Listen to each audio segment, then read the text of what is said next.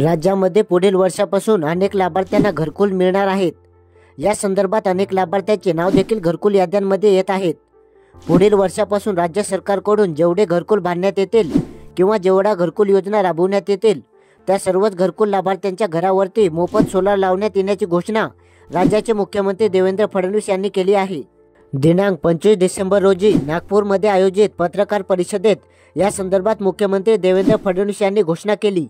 त्यामुळे सरकारकडून राबविण्यात येणाऱ्या सर्वच घरकुल योजनांसाठी मोफत सोलार देखील वितरित करण्यात येणार आहे। प्रधानमंत्री आवास योजना असो, मोदी आवास योजना असो, जनमन आवास योजना असो, शबरी आवास योजना असो, रमाई आवास योजना असो, आता या सगळ्या योजनांमध्ये जी घरं होतील या सगळ्या घरांना सोलर द्यायचं, जेणेकरून त्या घरामध्ये राहायला जाणारे जे आहेत त्यांना विजेचं बिलच येऊ नये, त्यांना मोफत वीज मिळावी, अशा प्रकारचा आमचा प्रयत्न हा या पुढच्या काळामध्ये असणार आहे।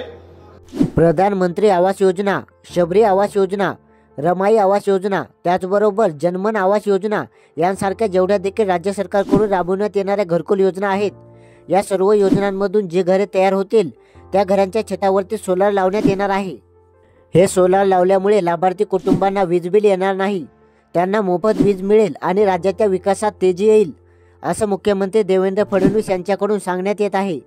त्याचबरोबर राज्यातील सर्वच गरीब कुटुंबांना घरकुल योजनेचा लाभ मिळावा यासाठी घरकुल योजनेच्या काही अटींमध्ये बदल करण्यात आला आहे किंवा त्या अटींना हटवण्यात आले असल्याची माहिती देखील मुख्यमंत्री देवेंद्र फडणवीस यांनी दिली आहे। त्यामुळे येत्या वर्षामध्ये राज्य सरकारकडून राज्यामध्ये जेवढे घरे बांधण्यात येतील त्या सर्वच घरावरती सोलार लावण्यात येणार आहे।